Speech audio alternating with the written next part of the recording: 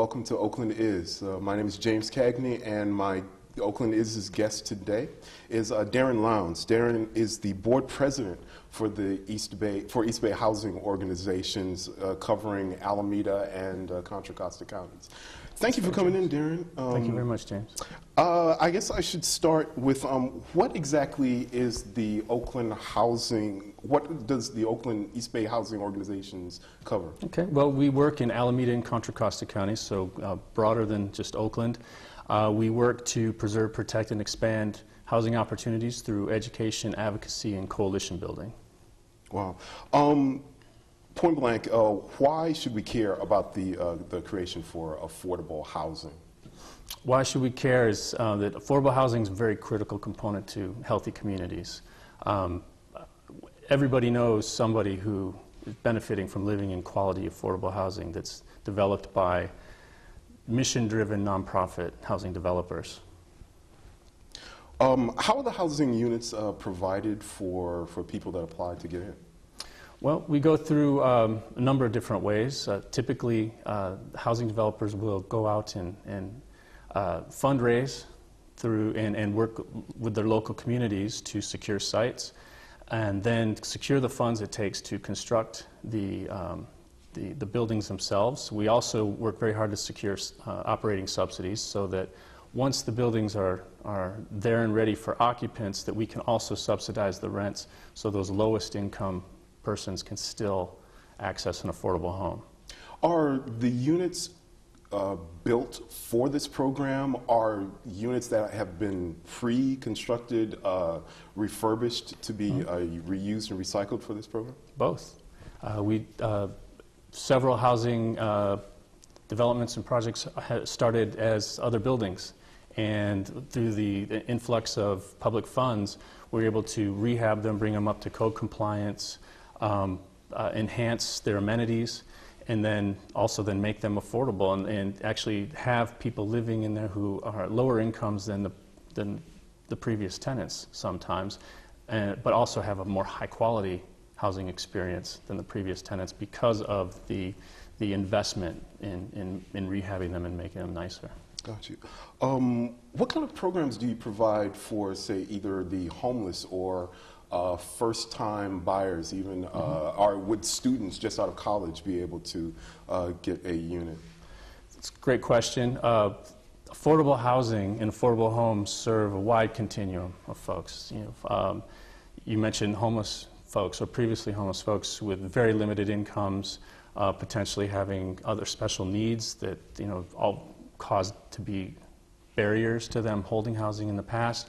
And then all the way up to first-time home buyers, so families that need a little help to get into their first property. That's the wide continuum, and everything in between, those are the folks that are served by affordable housing. And while we're in this area, what kind of services are provided, say, either for seniors or people with special needs? Okay. In senior properties, a number of things are provided. Typically, there's a housing service coordinator on site that helps connect people to their community within the building and their community outside the building. There's a lot of efforts are put towards decreasing isolation for seniors who live in affordable housing, making sure that they're getting out and getting to know their neighbors. Decreasing isolation leads to a lot of positive outcomes for seniors. They also could get linked to transportation services so they can get to their appointments, medical appointments, out to field trips and outings and doing shopping and things like that. And then there's just the general community building piece where you get to know your neighbors, you get to know them just not as a face but as a name, and you might know their story. As a manager of housing, I really appreciate the more my tenants are able to work through their neighbor issues and things that might come up in any kind of housing. And you can't have that benefit if you don't invest the time in building that community within.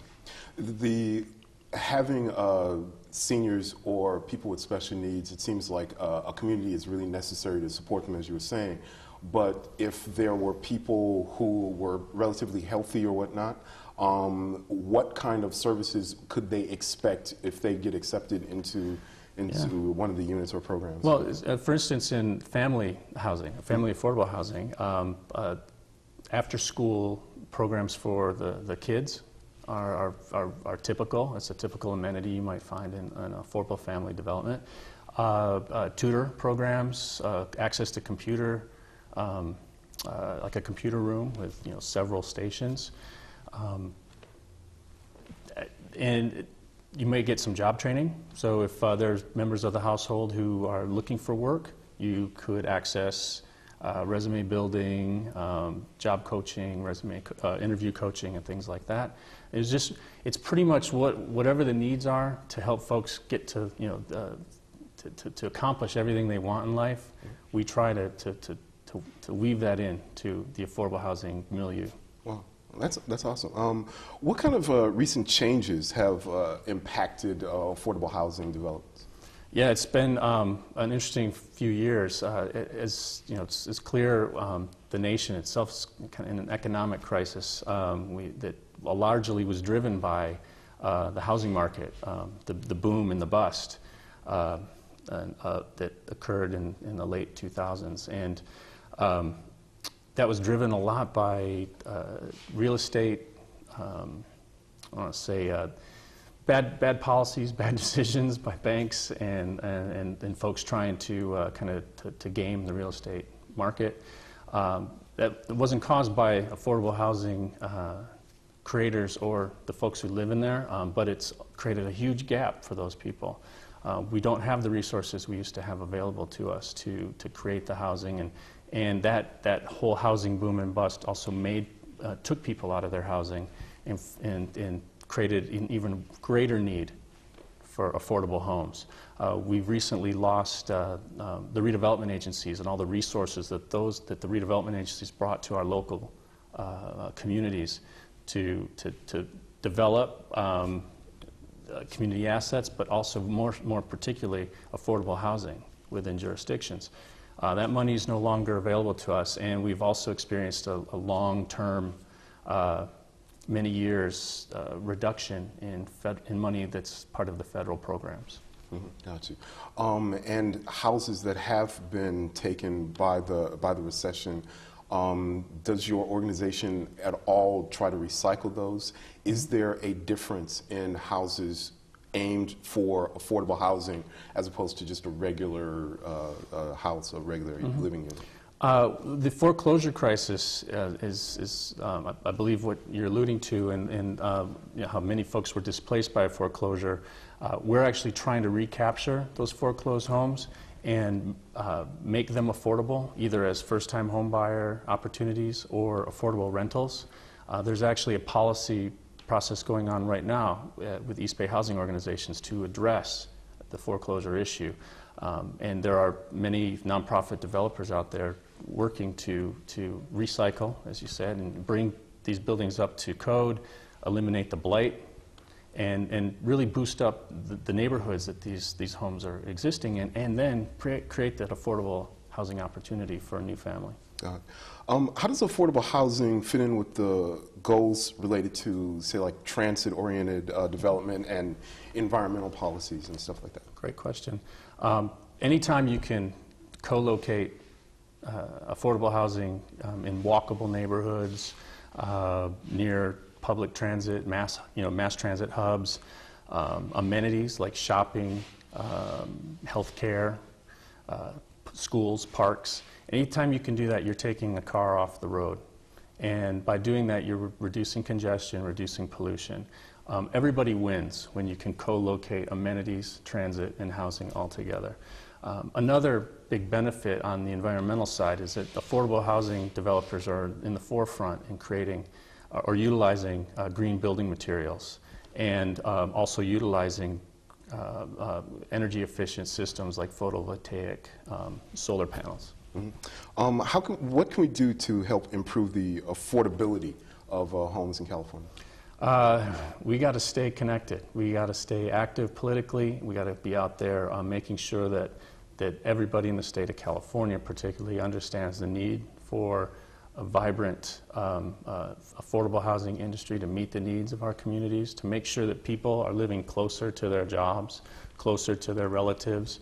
Again, reducing the 2-hour commutes to work and so forth. If we can, really get affordable housing into as many communities as possible, we're able to connect those dots.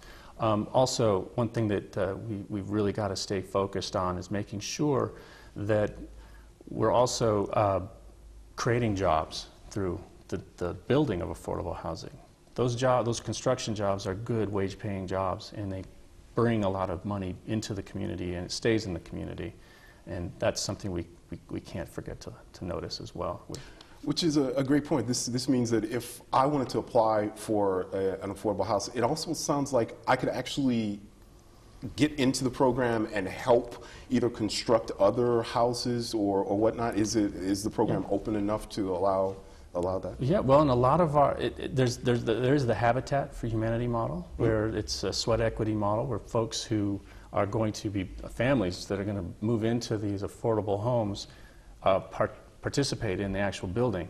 Gotcha. That's the sweat equity portion. So that's one way. Another way that's a much more general way is that affordable homes serve folks all over, throughout our communities. It's our seniors, it's our restaurant workers, it's our teachers, it's our guys working in the trades, guys and ladies working in the trades. They also benefit from having an affordable home.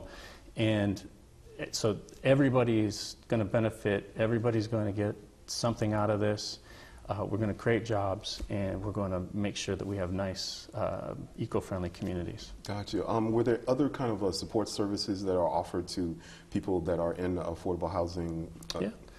There are affordable homes that are directed towards people with disabilities and other special needs. And when that's the case, the main goal of that housing provider, who's going to build, own, and manage for many, many years, is to make sure that the folks who are getting in there can stay.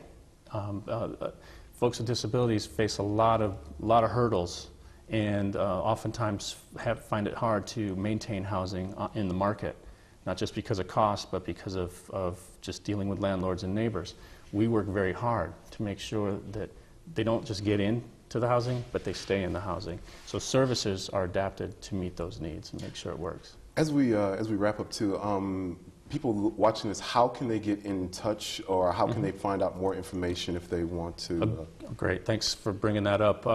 I'd like to direct viewers to check out East Bay Housing Organizations at ebho.org. You can find us on the web. There's a lot of information there about the campaigns that are going on in Concord around the Naval Weapons Station. There's great opportunities to create affordable housing there as part of that base redesign. We also are working in the city of Pleasanton through their planning process to make sure that we get more and more affordable housing available there. And there's a committee that's just around Oakland issues, and where we work hand in hand with city representatives to kind of work together to find a shared solution.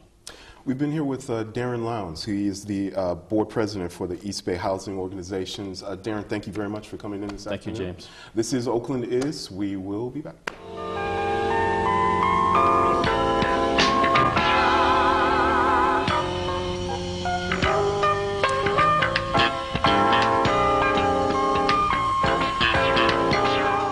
Welcome back to the second half of Oakland Is. My guest now is Lamont W. Allen, a lawyer from Hayward, California. Lamont, one of the things that we're going to talk about is about respect. Could you define respect as you see it, as you feel it? Respect is something that is owed by one person to another person based upon that person's abilities and character. A lot of times, excuse me, a lot of times young people don't seem to understand that if a person has been through some things and been through life, then that person should receive the respect just by being alive. At the same time, young people deserve respect because of who they are. And so respect is a thing that if we will give it to each other, we get it back in tenfold in kind. Gotcha, because I guess young people are taught to respect their elders, but I'm also hearing that you're saying that that respect is circular. It is. How and where were you raised? Because I feel like respect sometimes feels like an old school notion to me. Could you talk about your foundation with what respect means to you? Believe it or not, I was born in Portland, Oregon. We moved to Indianapolis, Indiana for a little while, then we moved back to Portland. We lived in Cleveland, Ohio, Cincinnati, Ohio. My mother moved around a little bit, and because I moved so much, I developed this habit of talking a lot, trying to stay out of fights. And so in the mid-'60s, we moved down to San Francisco, and I graduated from high school in San Francisco. And then I went to the Army, and from the Army, I finally got a chance to go to college, and went to college and graduated from law school. So I've moved around quite a bit. How was respect shown? Respect is shown by appreciating another party's point of view. When somebody says something you don't like or something you don't understand, you don't jump. I would prefer you not to jump on that person and say that's wrong, or stop that. Listen and try to learn from what they're saying and try to improve it in your own life. Got you. Is there or what is the relationship between respect and culture? A lot of cultures teach respect. Like in the Asian culture, you are taught to respect your elders. I think the Eskimos have taught that their children respect their elders. In the old school, back in the day, the old African Americans, they taught their kids respect. And it's not that kids aren't taught respect now, but that's do your own thing and look out for number one has sort of taken away from the respect level. I would like to see us go back to the old school way of things. When an adult tells you to do something, you do it. When an older person tells you to do something, you do it. And I'm not talking about jumping out of windows or anything like that, but respect, where you turn your music down, because people don't want to hear all that loud music. Or if somebody's walking down the sidewalk, for you to step aside to let them walk down the sidewalk. It's a thing of where you would give respect in order to get respect. I'm in my 40s, and I know what you're talking about with the old school notion, especially in African American culture, with respect for elders or whatnot. And I guess I have to ask, what do you see has changed? It's like, what exactly happened to differentiate the way young people treat one another and treat the elderly now versus a couple of decades ago, say? A lot of the young people have missed out, I believe, in the training, because we had the community. There was a time when the entire neighborhood had the right to tell you what to do, to teach you, to train you, to chastise you. Now we have a feeling where a lot of young people don't want anybody to tell them what to do at all. And we have to have the authorities. The authority figures are here for a reason. I'm not advocating the police take over and tell you everything to do. A lot of times your parents, in my opinion, should be the ones to tell you what to do, to advocate to the authority figures, and for you to listen to the authority figures. Nowadays, young people a lot of times don't have that authority figure to look up to, and therefore they don't understand that you have to do what you're told to do. I guess we should also touch too on education. It's of course essential in this conversation, but I guess I should ask you, what role would you say education plays in culture with us as African Americans? Education is such an important thing. The knowledge. Once you gain knowledge, once you see that there's other ways to look at stuff. I was a substitute school teacher for a while, and had a 14-year-old kid. He was probably about 6'2" and I don't know, over 200 pounds. He continually fell out of his seat, and it was a joke. I mean, he wasn't hurting himself. And as he fell out, the students in the class laughed. So I finally said, "You must bring your mother in order for me to continue to teach you, because you're disrupting the class." When his mother showed up, she was about 28, and so I realized then that we had a child raising a child. Not that 28 is a child, but she had the child when she was young, so therefore a lot of things that an older person would have known to impart in a child, she just didn't know. And so I spoke to both her and to him, and trying to get her to see that she had to instill in him that he had to do what I asked him to do. He was in school to learn, and school was a very important, education was a very important part for him to partake in. Sending him to the office was not going to benefit him. If every time he fell out of the chair I sent him to the office, that meant he missed out on class. So it was very important that I got her on my side to help me to to train him. Now, people say, well, school teachers shouldn't be in the training business. But I think as African Americans, when I was going to school, the school teachers were really a part of our community.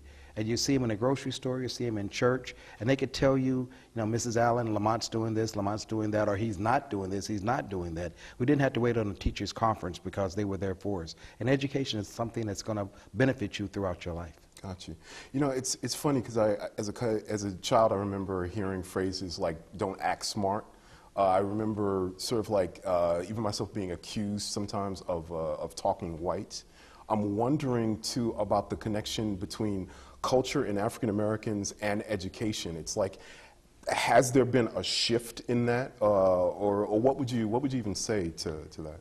I've seen the shift where the speaking of English in an incorrect way has been lauded. It's been said that's cool. We talked about Ebonics. I personally don't believe in Ebonics. I believe it's incorrect English.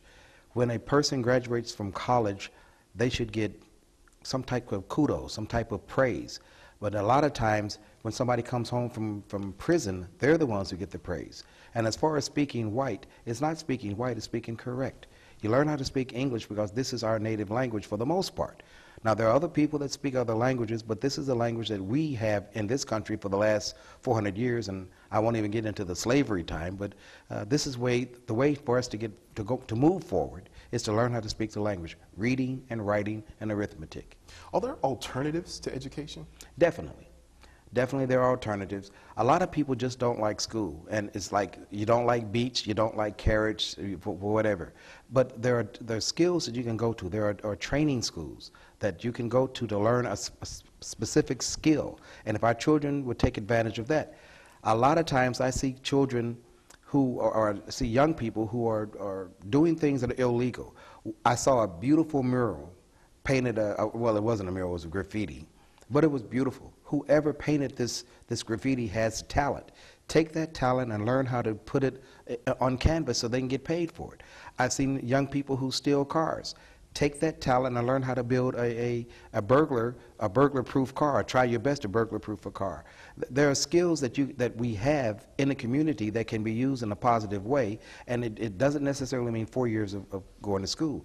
Nowadays, I used to brag that I had a $50,000 education with 7 years of schooling. Now that it takes 1 year of school at the school I went to is $43,000. A lot of people just don't have the money. Yeah. The main reason that you came into Oakland today is really to talk about voting. And I guess I should ask you what is, as far as you wanted to define, what's the history of voting for in the black community? There was a time when it was illegal for black people to vote. Black people were killed. They were hung. They were beat up. They had impossible tests. They would put a jar of jelly beans and say, tell me how many jelly beans are in the jar and we'll let you vote. If you can't give us the exact number. Or they would give them some type of academic test, knowing that for the most part of that African Americans in that particular area were not very good readers. And so we fought in order to get the right to vote. And a lot of our young people are not, it's not just young people. A lot of our people aren't taking advantage of the fact to vote. We just had an election June 5th, and I'm not sure what the percentages were, but they were predicting it would be one of the lowest turnouts in history because we had no big issues. But there were some issues, from the cigarette tax to a number of other big issues. We need to vote come November for President Barack Obama. And if I may just diverse just a little bit, one of my pet peeves that I see on TV when the newscasters are talking, they call President Obama Barack. They're not friends. I doubt if they know President Barack Obama, but they also call him Mr. Obama. The correct way to address the President of the United States is either Mr. President or President Obama. But you hear them say things that are just, to me, it's little snide remarks that Obama said this, Barack said that.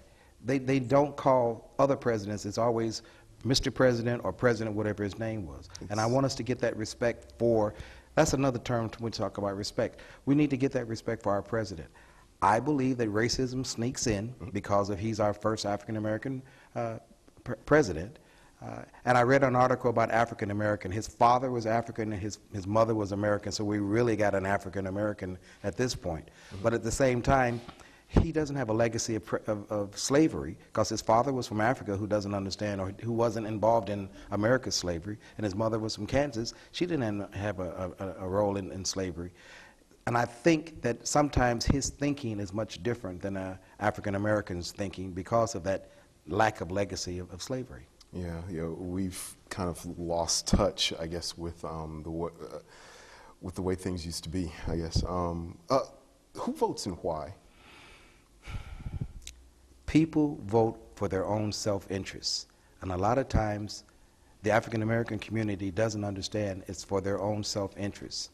When we did the census, a lot of people would hide from the census, not realizing that the census was very important because depending upon where the population was, that's where they would put the hospitals, the schools, the medical clinics, anything that was necessary for you, that's where they would put it, because if there weren't a lot of people there, why put a hospital there? If there weren't a lot of people there, why put a school there? If there weren't a lot of people there, why put these social programs there? Voting is just is more important because we determine who goes into office and makes these decisions for us. Come November, if the vote is not gotten out by, if you don't vote, whoever's elected is going to be your own fault, so to speak. Yeah, we're running short on time, but I really feel like I want to ask, for those who can't vote, felonies or whatnot, it's like certainly there's something they can do in the community to help this process. Is there anything they really can do actively? Even if they can't vote, they can get those young people or those people who are not voting, they can help them to vote. Drive them to the polling stations. Tell them how important it is to vote. Make sure that they understand that all the issues, because a lot of times they write in double speak. You almost need a law degree to understand some of the issues they have you voting on. But even if you can't vote, you can help other people to get out the vote.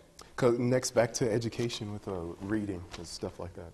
Yes. Well, Lamont, thank you so very much for coming in today.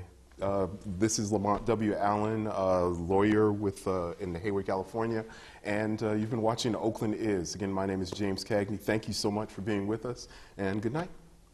Thank you again, brother. Really appreciate having us on.